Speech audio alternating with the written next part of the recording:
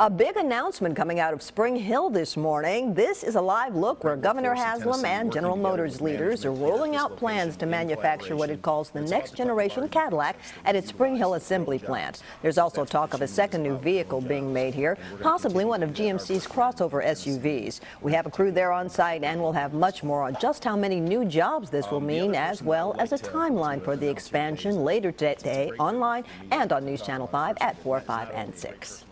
Someone dropped a newborn baby at a Nashville fire station and took off. It happened around 11 o'clock last night at Station 14 in East Nashville. Officials say someone knocked on the door, and when firefighters came outside, they found the days-old baby in a basket. The newborn was taken to Vanderbilt Children's Hospital for a checkup and appears to be normal and uninjured. If found, the person who left the child will not be charged because of Tennessee's safe haven law. The State Department of Children's Services will now be handling that case.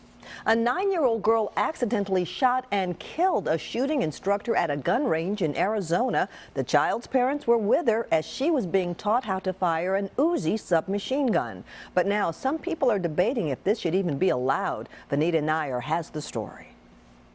No, we have to keep that held in. Otherwise the gun won't fire, okay? In this video released by the Mojave County Sheriff's Office, the girl is shown moments before the incident, standing next to the instructor as he shows her how to use the weapon. All right, go ahead and give me one shot. All right. In a press release, the Sheriff's Office said their investigation determined that the girl pulled the trigger on the automatic Uzi, the recoil sent the gun over her head, and the victim was shot. 39-year-old Charles Vaca, father and war veteran, was airlifted to a Las Vegas medical center, but didn't survive his injuries. The Bullets and Burgers gun range has been operating for 12 years. Operator Sam Scarmato says they've never had an incident like this before. Really don't know what happened. I mean, our guys are trained to basically hover over people when they're shooting. And, you know, if they're shooting right-handed, we have our right hand behind them ready to push the weapon out of the way, and if they're left-handed, the same thing. Investigators say no laws were broken. In Arizona, it's up to the gun range to permit minors to fire a gun. Bullets and Burgers says it's already changed its regulations since the incident. Shooters will be required to be 5 feet tall or 12 years of age. Vanita Nair, CBS News.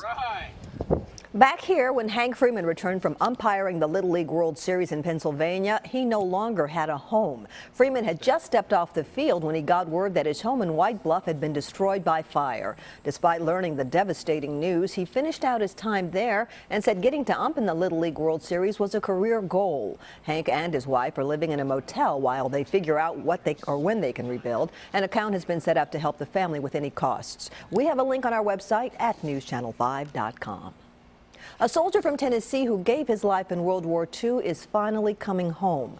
The remains of Private First Class Cecil Harris will arrive later this morning in Knoxville. Private Harris's infantry regiment came under attack by Nazis in France back in January of 1945.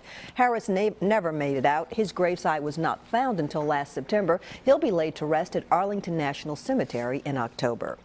And finally, you've heard of Taco Bell, but what about Taco Bike? That's the mission of a new and very unique company here in town. Kayla Mackey has been pedaling around downtown with just a bike and special temperature-controlled coolers. She's delivering organic breakfast tacos for just $5 a piece. Her goal, promoting healthy eating, bicycling, and animal welfare. She says she got the idea after starting her own magazine.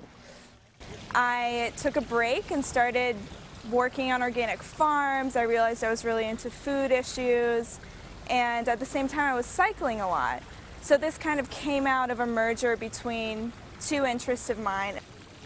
The Taco Bike is already making waves online with a Kickstarter page and a GoFundMe account to help pay for things like trailer upgrades, restaurant licenses, and supplies. Sounds like a good idea to me.